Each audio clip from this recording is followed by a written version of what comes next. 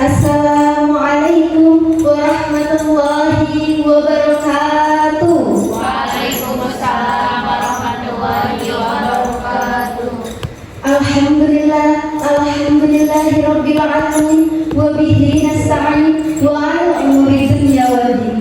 Wassalatu wassalamu ala asyrafil anbiya'i mursalin wa 'ala alihi wa ashabihi ajmain. Amma ba'du. Puja puji syukur kehadirat Allah Subhanahu wa taala yang telah memberikan kita beribu-ribu nikmat, yakni nikmat iman, Islam, sehat walafiat, sehingga kita dapat berkumpul di tempat yang berkah, Masya Allah ini. Salawat serta salam tak lupa kita curahkan kepada junjungan kita, Nabi besar kita, Muhammad Sayyidina Muhammad sallallahu alaihi wasallam, yang telah membawa kita dari zaman jahiliyah menuju zaman terang benderang. Teteh-teteh yang saya hormati dan saya sayangi, izinkan saya berbicara sepatah dua kata mengenai menjadi hamba Allah, menjadi hamba yang dicintai oleh Allah di tengah kesibukan dunia ini. Di zaman sekarang ini kehidupan terasa begitu cepat, betul tidak teteh-teteh? Betul. Seolah-olah kita ini digenggam oleh dunia dengan kesibukan di kuliah, di pondok pesantren, di organisasi, bahkan ada yang kuliah sambil bekerja. Masya Allah. Dan kegiatan lainnya yang seolah-olah membuat kita, sedangkan apa sih tujuan hidup kita di dalam dunia ini?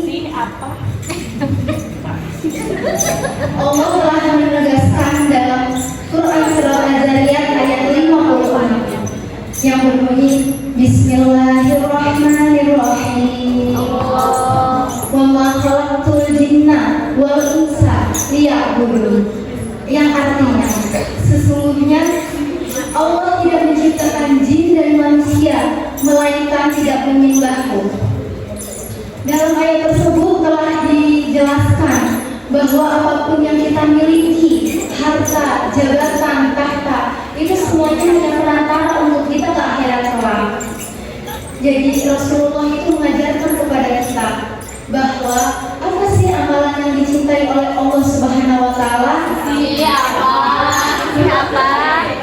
Amalan itu ialah amalan yang dilakukan secara konsisten ataupun istiqomah walaupun dia itu sedikit. Nah, ada 3 hal sederhana yang dapat kita lakukan.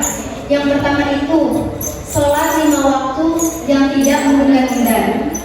Jadi kita sebisa mungkin ketika sudah azan berkumandang, kita tidak boleh menunda-nunda apa sih kewajiban kita itu. Jadi kita sedang kerja tugas, sedang rapat, ketika ada azan kita bersegeralah gitu mengambil wudhu, sholat. Jadikan sholat itu bukan suatu beban gitu, melainkan untuk ketenangan hati. Nah, yang kedua itu ada berzikir dan berdoa di sela-sela waktu. Dekat dengan Allah itu bukan siapa yang paling banyak untuk sholat, banyaklah sholat sunah-sunahnya, tetapi kita yang bisa menyempatkan waktu seperti kita lagi kuliah, gitu, mengerjakan tugas, kita di sela-sela untuk berzikir dan berdoa.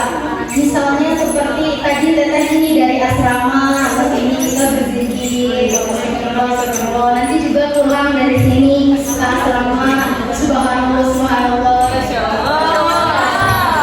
Nah, yang ketiga itu yang terakhir, ada semua itu diniatkan dengan ibadah.